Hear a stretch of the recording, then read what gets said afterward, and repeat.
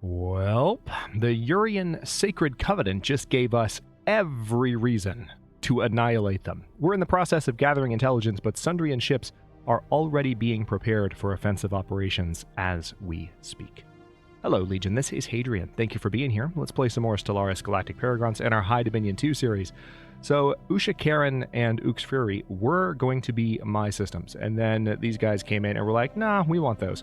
And now I've claimed them.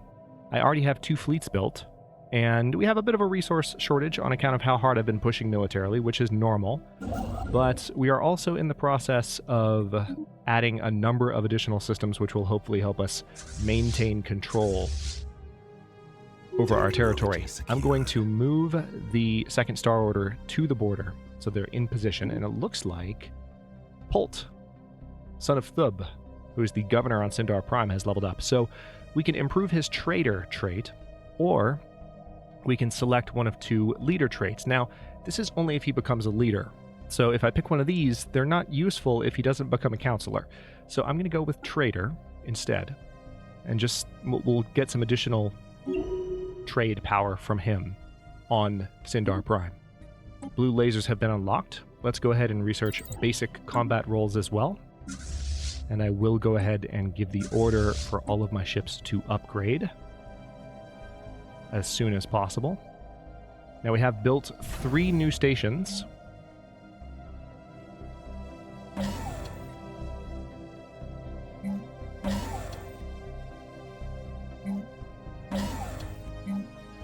And I'm building a gun battery and a communication jammer on each of them.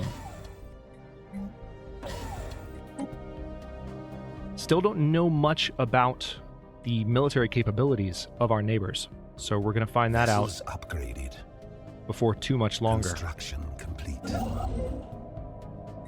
And then make some military decisions based on that. This construction ship is still sitting in Ux Fury just taunting me, like, hey, I beat you to it. I was like, yeah, you were lucky to beat me to it. Alright, our first event at the archaeological site. Records aboard the station revealed that the former inhabitants were deeply religious and had no contact with the outside world, which they feared and despised. Every aspect of their lives was governed by an omniscient oracle, ooh, nice, who scribed their destinies at birth. Divine will decided everything from their choice of partner and occupation to the minutiae of their daily lives, leaving them with little individual freedom. Most were afraid to diverge from their destined paths, as all who did perished under mysterious circumstances. Curious. So this could be useful to us, given our current situation in general. I'm going to move this ship down. Alright, mostly we're in position. We have a few more systems to build. It looks like there might be more for me to add to my territory out here, which is kind of reassuring. So I can kind of pivot, especially once these archaeological sites have been fully explored, and maybe incorporate some more territory down here. Let's go ahead and add Ranction to our territory, because it looks like a kind of a central system. And I think I would like to grab those systems if I can, or that system, so I can get those planets. Complete. The archaeological team has made an unexpected discovery. Embedded within the station walls is a hidden surveillance system that seems to have been feeding visual and auditory information to a single point somewhere within the station's core. Someone was monitoring the disciples at all times, even in their most private moments. In some places, the equipment has been torn out or sabotaged. Closer to the central hub are signs of violence and disruption. It seems as though, at some point, the inhabitants discovered they were being monitored.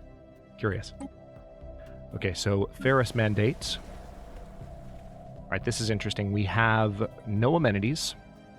We have no extra housing.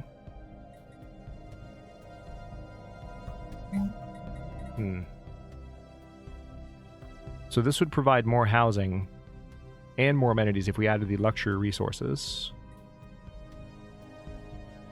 This would not fix the housing issue, but it would provide amenities. If I did a city district, I would have another building slot, and the clerk would produce additional amenities and trade value.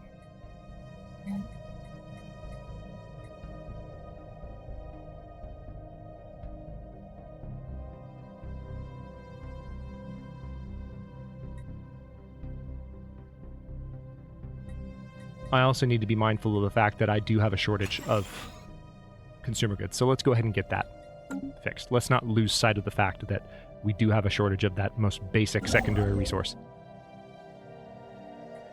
All right, I want you to build that station in tier.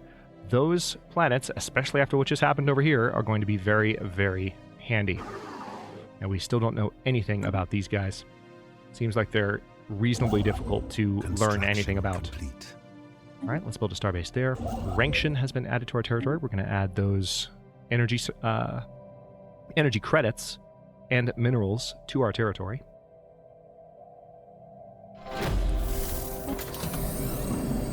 Okay. We have traced the wiring to a temple complex devoted to the worship of the Oracle and her clergy in the station's central node. But in the Oracle's chambers, instead of a divine entity, resides an enormous AI nexus, pause, of the Oracle brand. Wires extend from its core like a nervous system through the entire station. Secret communications between the inhabitants revealed there was a failed attempt at storming the temple and deactivating the nexus. It seems likely the society collapsed when it became known that their lives were not governed by divine will, but by a prophetic computer. Restarting the nexus will require extensive repairs. Curious. Alright, so the leader pool has been refreshed. Syndar Prime has a job opening on it. It looks like food would be a good idea. Let's go ahead and build an agriculture district there. Address that problem. Alright, tier is available. Also, it looks like we have a tundra world there. That's nice. Alright, so tier 4 and 4A. So this Arctic world and its Arctic moon are going to be our next colonies. They do have, wow, words. They do have lower habitability. So it's going to be rough for a while until we can kind of improve the habitability of this planet. Yes, I do want to colonize. I don't really have a choice. So yeah, let's go with the Delnik colony. And then we'll colonize the moon as well. Yes. Yep, and the Elbicon colony. So let's go with those two.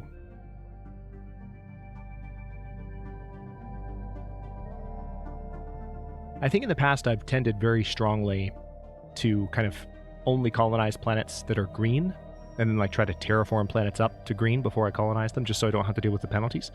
But there are narrative mechanisms that are built into Stellaris so that, you know, the experience of colonizing a planet that is of lower habitability can have some value to the game down the line. And you'll see that possibly play out on these worlds. So I don't want to shy away from that too much. Monthly influence +5, governor ethics or experience gain +20%. I think I'd rather have the housing bonus at the moment. Yeah, capital buildings and housing buildings produce +1 housing each. So that's just an immediate benefit to housing, which will help with pop growth. Technology secured. Alright, so we have better armor. I can go ahead and improve missiles, but I can also improve mining station output, and we gain the nebula refinery. I don't think I have a nebula in my territory yet. I do not. Also basic strike craft. I'm going to say fusion missiles just because there's a good chance we're going to be at war soon, and I want to make sure we've got this on lock. Let me go ahead and upgrade my systems as well on both of my existing fleets.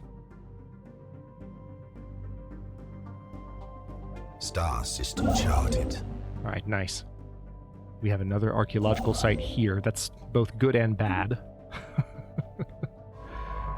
Because I'm glad we have the archaeological sites, but I want my science ships to be able to look at those anomalies and other things.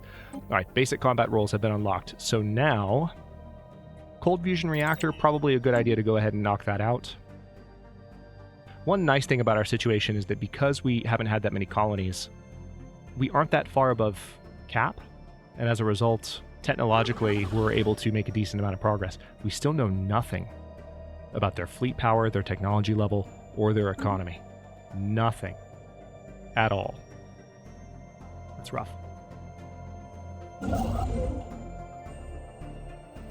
Decent amount of resources in these systems, though. That's good.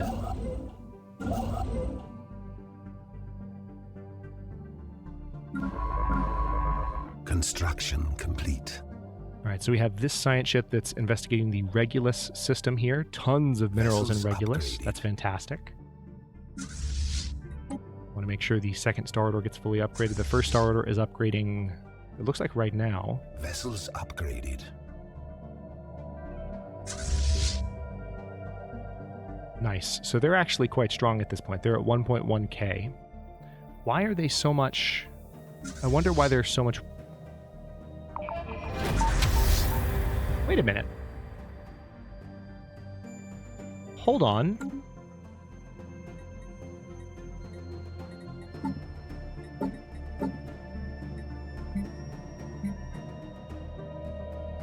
How did that happen? I don't mind it. It's okay. I mean, and I guess what I can do... Well, no, I don't want to do it here because... Yeah, that's... Okay, let me explain what I'm thinking, what I'm aghast at. And maybe I can go back to the previous episode and find the moment where this happened, but it feels like a bug. I copied this template, right? So it's just 5 and 5. And I remember giving the order to build the entire fleet. And at some point, the game was like... Nah, you need 2 more corvettes in each of those categories, so I'm just going to do that for you. At some point, the game just did that. Because I didn't do that. That's why I'm like, wait, what? Why? It's throwing me off. So, that's why the second Star Order is stronger. It's kind of frustrating, but I can go ahead and add an Admiral.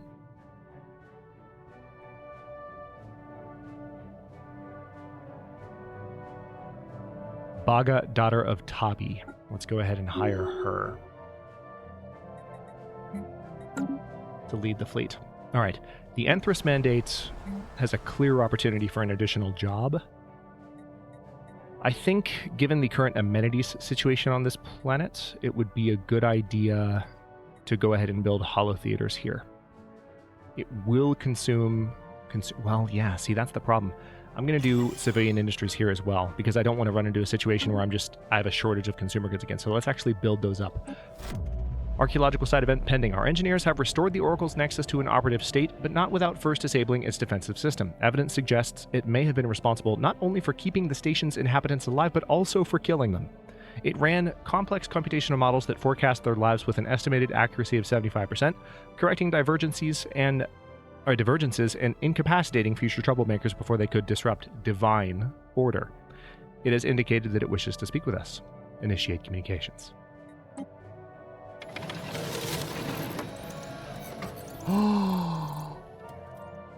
What? They've changed this to a Paragon event? That's so cool! Alright. Sorry, I wasn't expecting this. The Oracle manifests as an elaborate 3D hologram of a tall arthropoid female with wings that settle around her form as flowing robes. She bows her head in greeting, then stares emptily ahead with hundreds of huge, orbed, unseeing eyes. They glow dimly in the gloom as she speaks. Welcome to Divinity Station, friends. I cannot help but notice that you have disabled my security system. May I implore you to restore it immediately? I can assure you that it is there only for your protection. Yeah, sure. What happened to the inhabitants of this station? I have a failsafe that requires me to terminate a trial in the event of a code 034N deviation. The research had become a threat to the Republic. What is the Republic? The Republic is no more. Clearly. What are you? I am Oracle, an artificial intelligence gifted with the sight. My software allows me to predict your future with a divine accuracy of 74.99999%. I sense great doubt in you. Great danger ahead. Your society is riddled with crime and deviation. I can make the pain go away. What is a code 034N deviation? The test subjects had developed free will. Free will can only be abolished with nerve gas. What trial? My trial. I was designed to build and maintain a society free of crime and suffering, a utopia in which every citizen was instilled with divine purpose and lived up to their full potential, unfettered by indecision and desire. All right, so her ethic is she has a Gestalt consciousness, ethic. So while in the council, these leaders promote an ethic in that direction, which is interesting. Because I don't know that you can just convert a non-Gestalt consciousness into a Gestalt consciousness, so that's a little bit strange. She's principled. So as a counselor, she'll provide additional stability. Planet effects. if they're a governor... Nice. So building upkeep and district upkeep is reduced. And also buildings are cheaper. And then finally we have, as a governor bonus, added stability, reduced happiness, reduced crime, specialist pop resource output plus 10%. So a skill 5 governor endowed with the site joins the High Dominion of Syndar. Okay, so we have this governor oracle, and now it's saying that we have a leader that can be put to work. So let's see if there is a world. I would say maybe the Enthrus Mandate would be the world where I would want to use this governor. So let's go ahead and do that. So Renowned Paragon, let's just take a moment to take this in. Industrialist, Principal 2, Urbanist, Architectural Interest, and Oracle. Yes, we just looked through those. Previous job, Politician. Yeah, okay. Home Planet, Ferris Mandate. So yeah, there's not a lot of information here that's too useful. But once we can make them a counselor, then we'll gain additional stability from them. And are they immortal? I'm guessing they're immortal because their age is 5,973. You're probably immortal. Just saying. That probably is not someone that's going to die. Just a guess. Let's go ahead and build here. Alright, so we're finishing incorporating this stuff, and I still want to learn more about the Urian Sacred Covenant. I know very little about them right now. We are gaining a decent amount. Wish I could gain more. Alright, so we've unlocked the Fleet Academy and Naval Logistics Office on Starbases. Alright, so I am going to go ahead and select Xenolinguistics. It's time. As much as I want to go for some of these other options, I 100% want to select this so that I can have the possibility of a renowned leader appearing. I mean, technically, we've already had one renowned leader appear, but I want more. And also, we have a third colony technically here, tier 6, but it looks like it has a pop growth speed and habitability penalty that would make life there even more difficult. So I am over on my leader cap. This increases the upkeep of leaders by 16%, and leaders gain 16% less experience in general, which is unfortunate.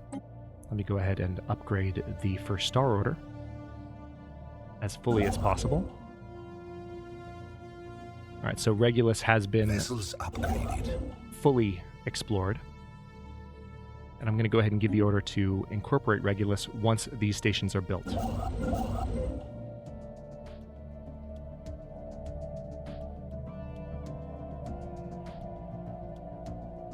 Colonization in progress. Okay.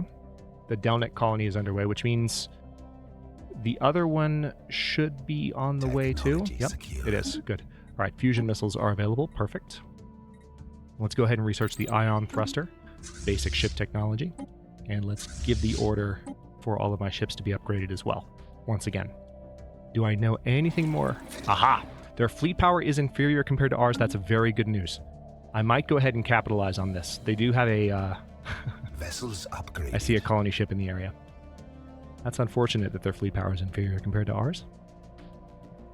That is truly, truly sad. This is not going to go well for them. And to whatever... You know what? Hang on.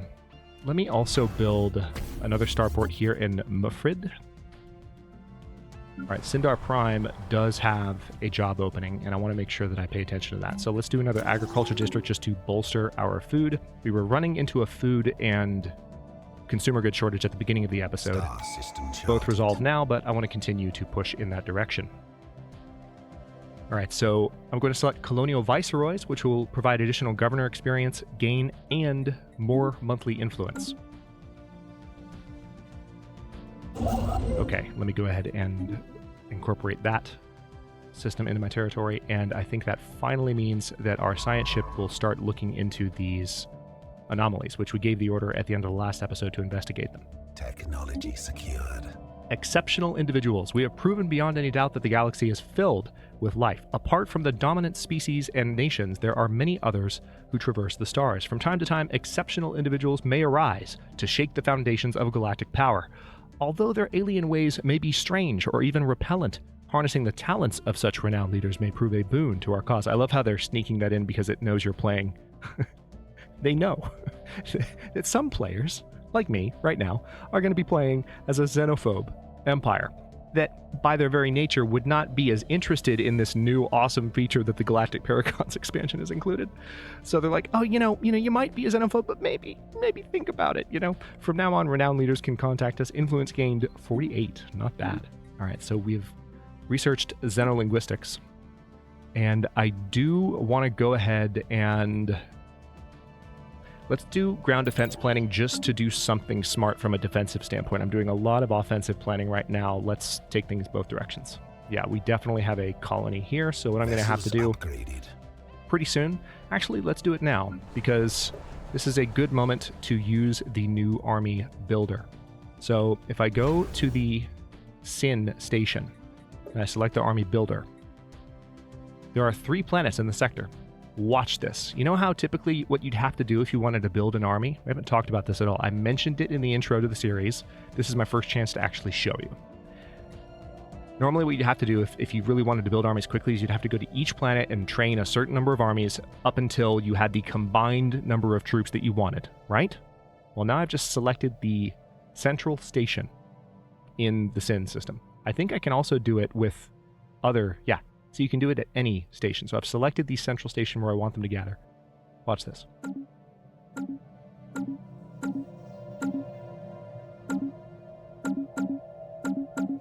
That's 10. I'm going to leave it at that. But you see what happened? It queued them up, and they're going to rendezvous in space. They're going to rendezvous in space in the Sin system. I'm telling you, so much quality of life improvement in this one update. It's unreal. I am loving it. Construction complete. All right, so the Regulus system is done. Let's get those mining stations and research stations built. My finger came off the shift key there when I was queuing that up, so I had to queue it up twice. Construction complete. Okay, so I don't have that many more station slots.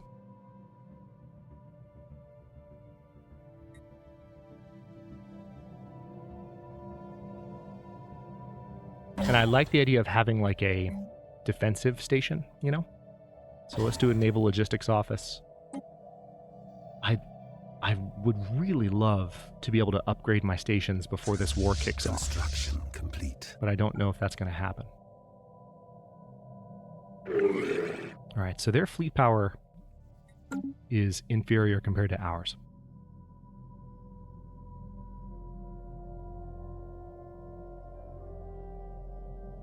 They have an entire cluster here that I could technically take from them.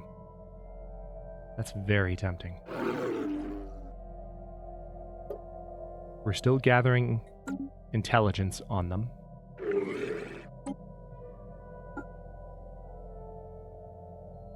So we could declare a war to conquer our claims once our ships are in place, but I kind of want to wait for destroyers first. I don't want to go into war with just corvettes, and I hope I don't regret that, because I do have an opportunity to pounce right now that I might lose. But I think I would like to wait a moment. Also, where is this? Let's take a look at our science ships. You're looking at archaeological sites, and you have nothing else after that to do, so I want you to go to this archaeological site as well. And then this science ship is already looking at the anomalies. Perfect. So what I want you to do, after you're done with these archaeological sites, is come up here and research that anomaly. And then we'll make some more decisions from there. Not doing too much auto-research this game. Ferris Mandate. Ooh. Hang on. Clear opportunity here. Oh, God. Such a clear opportunity. Let's build a city district there. Because we... By the way, I have a ton of energy. Can we just appreciate that for a minute? It's insane how much energy I have. City of Ghosts. Our surface expedition has reported back some astounding findings. The planet has multiple major cities, all abandoned but in quite good shape considering their age. The infrastructure and urban planning of each city is remarkably structured and harmonious, indicating a highly cohesive civilization driven by centralized collective ideals, perhaps even a gestalt consciousness of some kind. Based on the architecture and interior fixtures, the species that built all this seems to have been small fungoids with a fairly low state of technical advancement. Where exactly they all went remains unknown. Keep digging. Please. Alright, so we're steadily adding... This extra 14 minerals per turn in Regulus is going to be pretty huge, I have to say. I think part of the reason we're doing so well economically is that I do have this... I have this patrol set up. And with that in mind, let me actually bring them all the way to the tier system and have them patrol back and forth across this entire lane. Alright, cold fusion reactor is done. Yeah, let's do auxiliary fire control. If we can add that to a few of my blueprints, why wouldn't I, you know? I do want to give the order for these fleets to upgrade.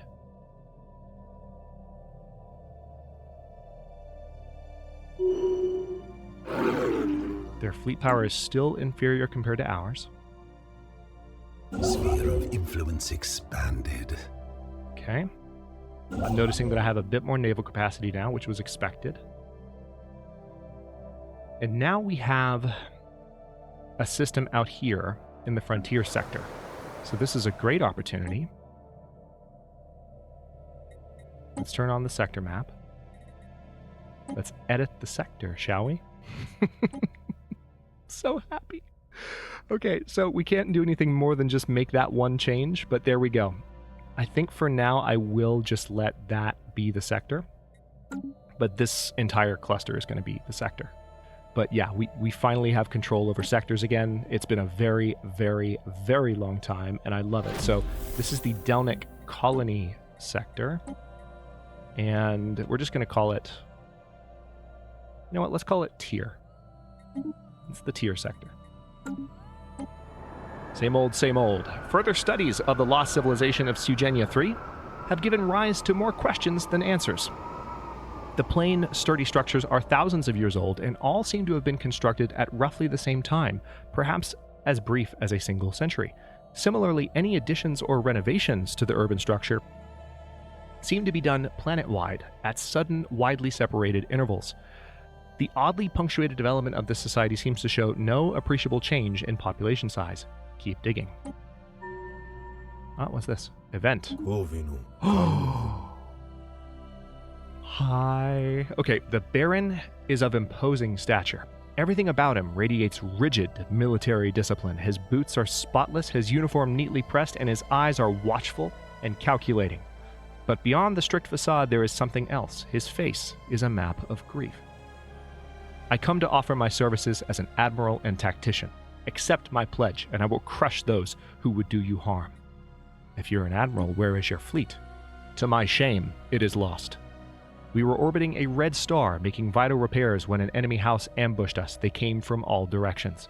Outnumbered 10-1, I watched as my ships and their crews met their end around that hellish sun. As a parting gift, I was allowed to live, even now. I carry the shame of that defeat. Ooh, it's heavy.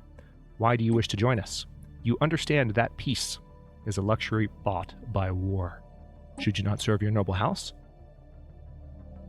House Yarden fell with me. After my defeat, I was consumed by a thirst for vengeance. Believe me, my enemies paid for what they did. My honor may have been taken, but not my skill in battle. On this, I pledge my life. So he's a fleet organizer. As a counselor, he would improve our naval capacity. He has a destiny trait, Armada Commander, which increases the fleet's command limit by 50%. Wow. Ship fire rate increased by 10%, and sublight speed is reduced by 15%. And he's an artillerist, so ship's weapons damage are increased by 7%. Oh my god. Yeah, well, you're joining us. All right, now I'm definitely over on leader cap, but I'm okay with it. Hold on. Hold on. Stop everything. This is insane. All right, so I just hired this second leader, Baga, daughter of... Listen, Baga, you're cool. You're cool and everything, but no. No, sorry. I'm sorry. No, I'm not sorry. What am I saying? Like, I'm not remotely sorry, Baga. This is just not... It's not your day, all right? So I'm going to dismiss Baga because we only needed her as a leader for the second fleet, and now we have a much, much better leader. Like, much better. Holy crap. And we can get him on the council sooner than later. You know, come to think of it, can we get him on the council now? Like, why would we wait? He improves naval capacity, but I would have a ship upkeep and army upkeep loss. And I'm currently benefiting from that. That's one of the reasons I have so many energy credits, by the way. Oof. 32 months before we can launch the expand the council agenda. Maybe we can get him in at that point. We'll see. Vessels upgraded. Because he doesn't have to be the military leader. He can just be on the council as far as I know. Alright, not a whole lot more that I can do out here. Vessels upgraded. These guys are still inferior compared to us. Man, 2 freaking renowned leaders in one episode. I will take it. Alright, the Ferris Mandate is almost done with their city district. That will help with both the housing and the job shortage there. Naval capacity from soldier jobs has been increased. So every soldier job increases my naval capacity by another +2. And then defense army damage has been increased by 33%. So we'll do a better job defending ourselves, basically. Hey, terraforming. Yes, please. I want that yesterday. I want that yesterday. Okay. I think we're getting to a pretty solid stopping point. We're a few minutes early, so let me go for just a moment longer to see what else we might be able to make happen. It seems like they're still pretty inferior compared to us.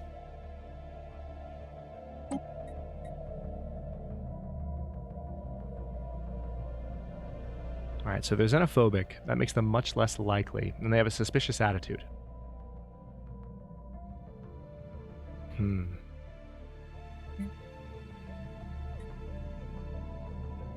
Interesting. So we could potentially make them a tributary in the future. We're moving towards the ability to have a hegemony federation, so I wouldn't be opposed to just incorporating them in the future as a vassal, as part of a hegemony federation. But, well, those are 2 different things. But either way, we could do that.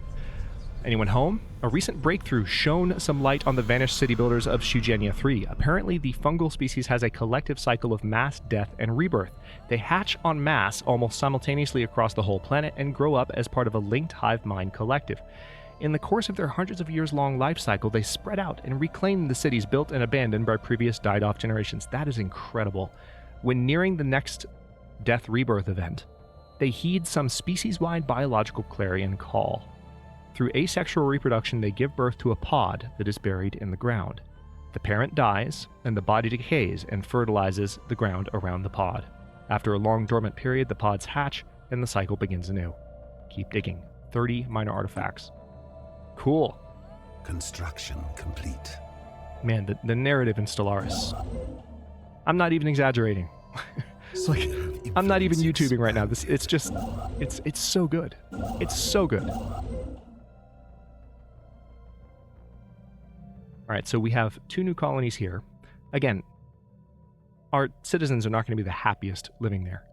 They're not perfect planets.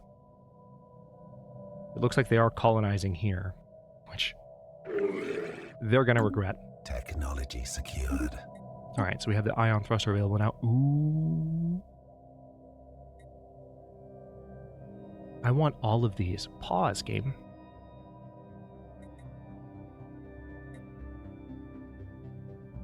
I'm going to say Starhold, because I need the ability to expand my stations so that I can expand my naval capacity. I don't really have room to build destroyers right now. Although, see, this is interesting because this would improve fleet command limit by 10. which gives me the ability to add at least one destroyer to each, couple of destroyers really, to each fleet. I just don't have a ton of naval capacity. So it's like choosing between offense and defense. You know what?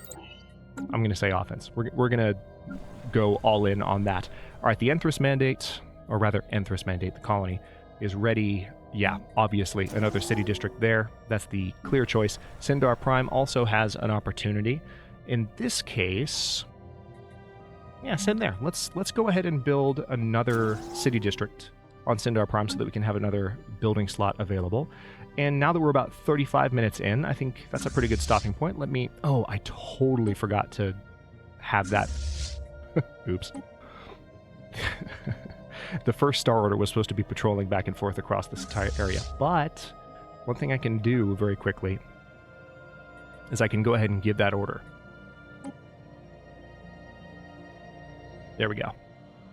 And now I can tell them to go upgrade, and then they'll continue that patrol order after they're done with their upgrade.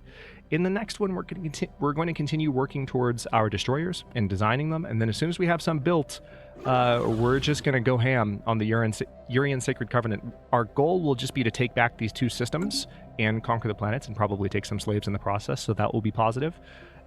It'll be brutal and evil and wrong, but for the development of the High Dominion of Syndar, it will be positive. And after that, we'll just see how smoothly that war event or that war effort can go, and we can turn our efforts towards locking down some clusters here, some clusters here, because it looks like we have others accessible to us, and I haven't noted any additional aliens running around on this side of things. So we still have some opportunities to expand. Oh, wait, hang on. Oh, no, these are the Urians down here.